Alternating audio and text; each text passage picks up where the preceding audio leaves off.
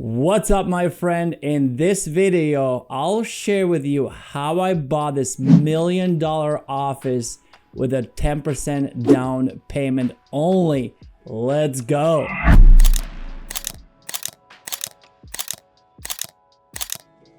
All right, to be clear, this office that you just saw, these beautiful shots, it's not quite what I bought. I actually bought this office looking completely different.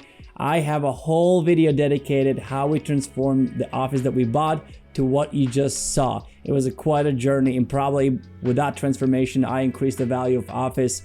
Probably if I evaluated that office or appraised, would come back 1.2, 1.3 million, and we bought it for about 800,000. So huge equity build there already, and I will walk you through exactly how I bought this office.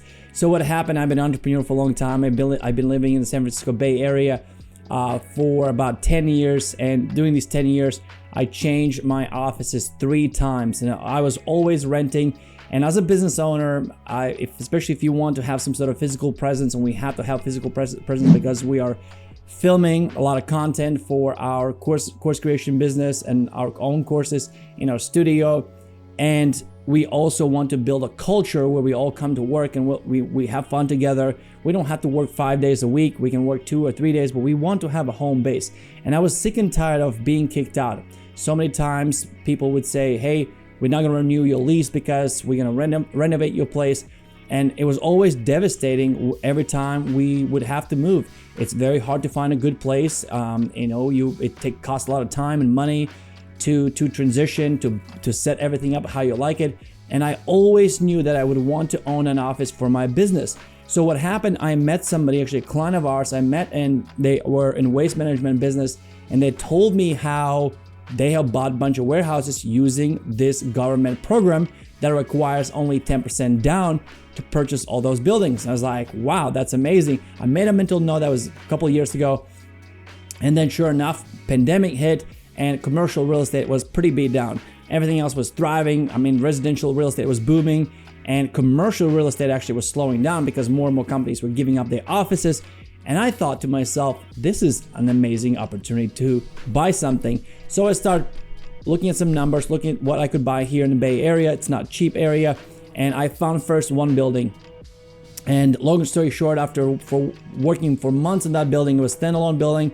I thought I'm gonna make it work for a couple of years. I'm gonna knock it down and build a 5-story building.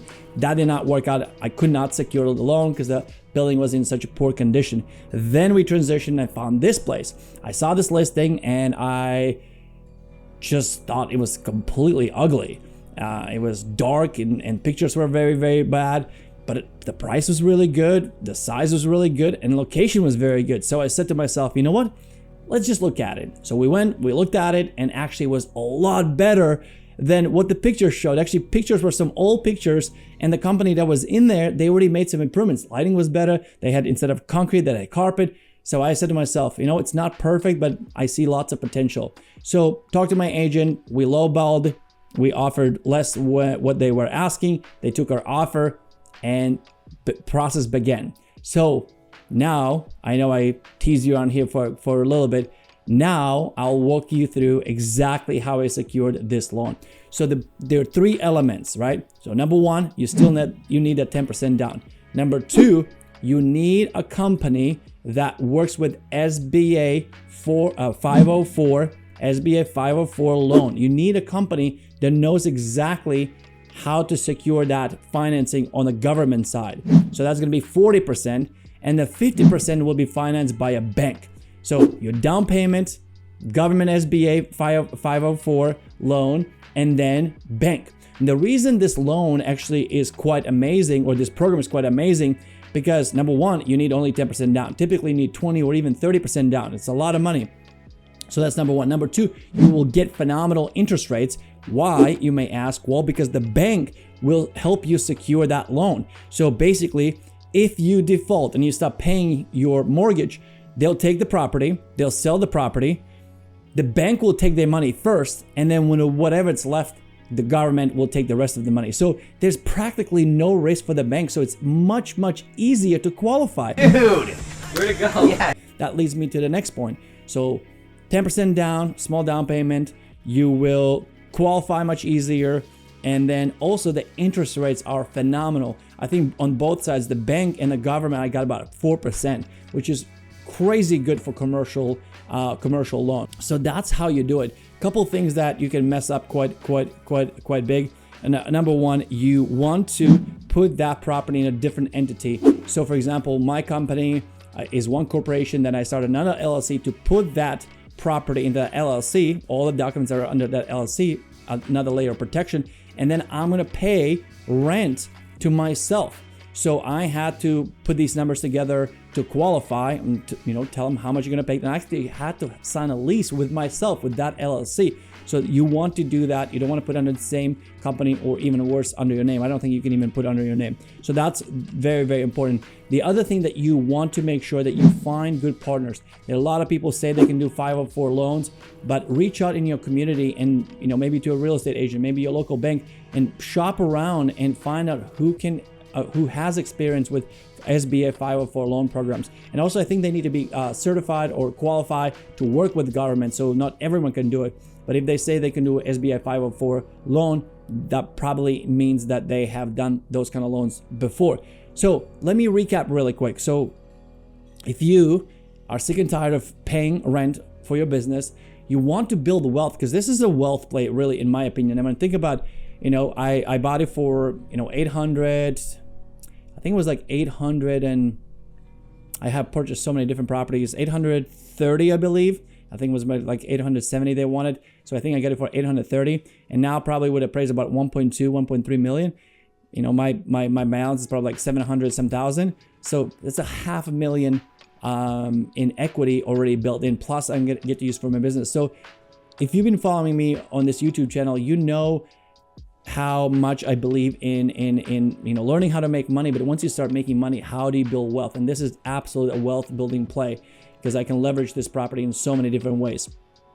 And instead of every month putting money in somebody else's pocket, I'm putting it in my own pocket, because every month, yes, there's interest, yes, there's lots of other bills, but I'm always chipping away that principal. And then also what happens is I'm enjoying the appreciation, because dollar gets weaker and weaker, and then in the future, dollars, you'll need a lot more money to buy something similar. It'll be a lot more expensive, but my loan will stay the same. And speaking of loans, just so you understand, the commercial side with the bank will be about 10-year loan, and then with SBA it will be 25-year loan. So it's going to be 25 years, and you'll be done paying that loan. With bank in 10 years, bank side, the 50% you will need to refinance. You'll need to figure out what you're going to do, and probably obviously I'll refinance and maybe even pull some equity, pull some cash out when I refinance. We'll figure that out at that time, but that's what's going to happen. So 25 with the government, 10-year loan with the bank, which is not the perfect scenario, because when the time comes, you have to refinance. If the interests are really, really high, you got a good interest, that might harm you, but hopefully in 10 years I'll be in a good situation. So that's really how you buy a commercial building. It could be used, it could be an office, could be a standalone building, could be a warehouse, could be so many different things. Of course, this is not a legal advice. Check with your lawyer, check with your financial advisors. I'm just sharing from what has worked for me, and what has worked for so many others. One last thing, what I want to mention before I go is this, that when you purchase this building, when you purchase an office or a warehouse, the intent is that you're gonna use for yourself, you're gonna use for your business. That's why the government is supporting you and encouraging you, because they want your business to thrive. You cannot technically buy that building and just rent out to somebody else, right? I'm not quite sure how they would check that, but legally you're not supposed to do that. You're supposed to occupy at least 51% of the building. So you can rent half of it, almost half of it, to somebody else, but you have to occupy 51% as of right now recording.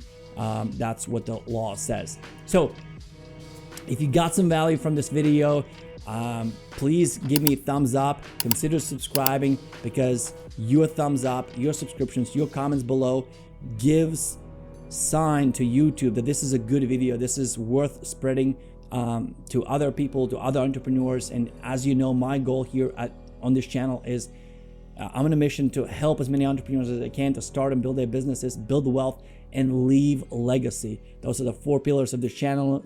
Start start a business, make money, scale, build wealth, and leave legacy. That's really what I'm about. And you know, I came to this country with $80 and became a self-made millionaire. Now I want to help as many people as I can to do exactly the same thing. So thanks so much for watching. From the bottom of my heart, I appreciate you as always, and I'll see you in the next video.